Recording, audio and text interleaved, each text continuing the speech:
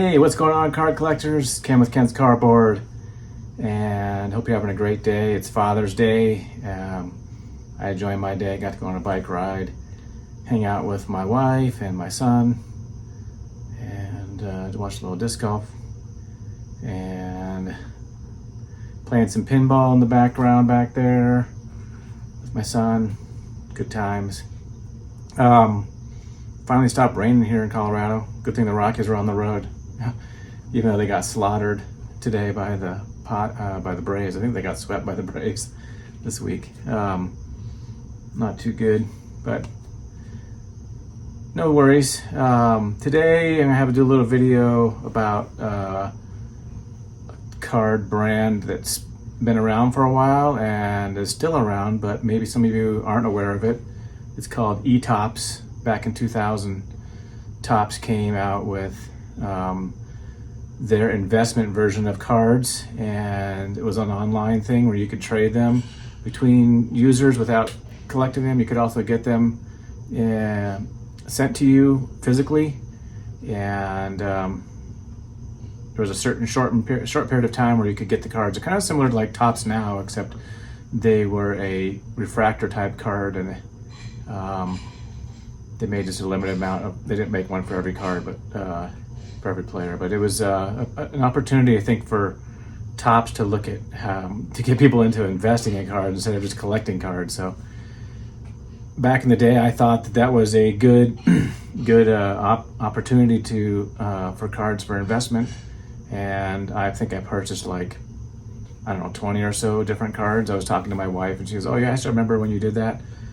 And did it turn out to be a good investment? So I went online, and you can actually go online here. You can see, here's my collection that I have still listed on eTopps. The website is still working. They don't make any more cards. I think they stopped making cards in like 2012 or something like that, or 8. I can't remember exactly what year, but you can still get the cards. And so I actually went to see if my account still worked, and it did. And I picked up several cards that I had sitting on there just because who cares about electronic cards? I want to get them physically. So let's see what cards I picked up and talk a little bit more about eTopps.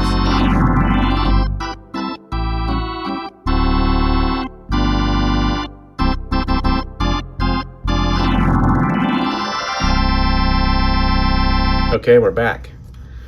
Back in the day, I picked up a few cards. This is from 2003. And this is eTopps of NASCAR, Mr. Jeff Gordon. So I know they made football and hockey and baseball. I'm pretty sure they did basketball as well. And they did NASCAR apparently. So that's my one Jeff Gordon NASCAR card. I've also picked up several different Helton cards over the years. This is the 2001, 2002, 2004. So here's the 2001 baseball. Like this dual image, kind of reminds me of Gold Label. And each of these came in a one-touch. Well, these aren't, actually this one's not in a one-touch. Doesn't have the magnetic on it in 2001, but did have like a authentication sticker on here. And there's a stated print run online, but they didn't print it on the card itself. Here is 2002 Todd Helton. And this little eTopps logo thing, that's like a raised sticker that's on the card. There's the 2002 Helton. Here is the 2004. This one has a bunch of heads on the bottom. I'm not sure what that's all about. And then this one doesn't have the sticker on it. It's actually printed on the card in 2004. And then you got the Helton in the gold script. I'm not sure I understand what the thing with the face is at the bottom is though. But I have that Helton card. And then I picked up these, and these all, maybe because I purchased these later, they came in one touches. So here is these are from 2001, I think. Yeah, 2001, 2002. Patrick Waugh, after the Avalanche won the Cup the previous year, Stanley Cup. Then we got a Peters Forsberg. And so these are some of the cards I picked up, and I think if you get like one card, it costs like $4 or $5 shipping, but I picked up 10 cards, and that was like the best price for getting them shipped. I paid $20 for shipping. And I already paid for the cards way back in 2000, so the cards were already paid for, so I just paid for the shipping to get them delivered. This is the Joe Sakic from 2001. And these were just sitting at Topps at a warehouse in Delaware. Here's the Milan Hajduk. This is 2002. I like these a little bit nicer design on the card. But these are the 2002, 2003.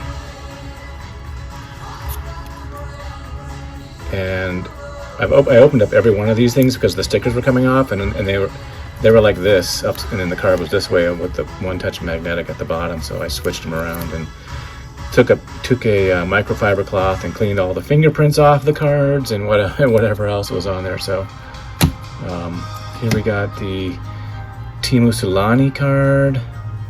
Played a cup of coffee with the Avalanche. Same with Paul Kariya, 2002, 2003. Look at the color on the shine on the mask. And I'll have another Forsberg from 2003. And these cards aren't worth that much. They're probably like $1 or something. If you sell them on eBay, unless a collector really wants these, you might be able to get something more for them. Then I have a couple football cards here. I was prospecting these players. Marvin Harrison back in 2001.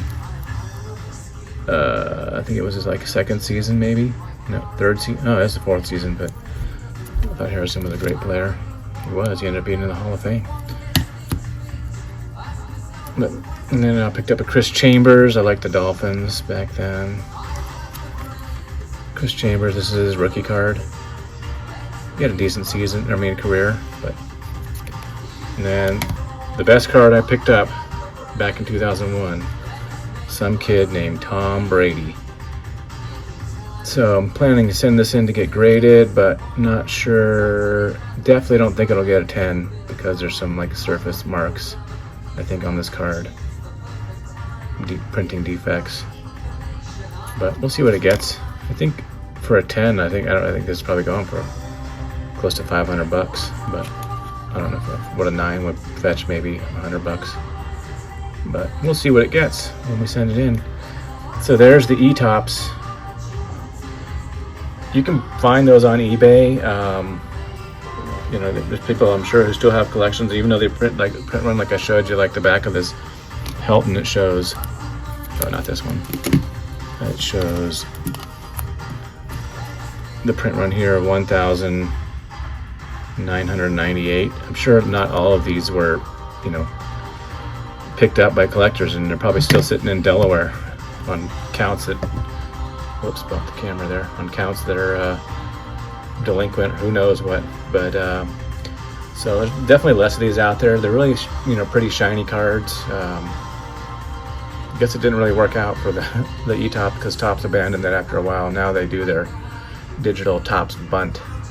I don't know if you guys play that game or not, but digital cards aren't for me. I like the physical. So there you have it. That's the eTopps. Have a great weekend, everybody. Take care. Peace out.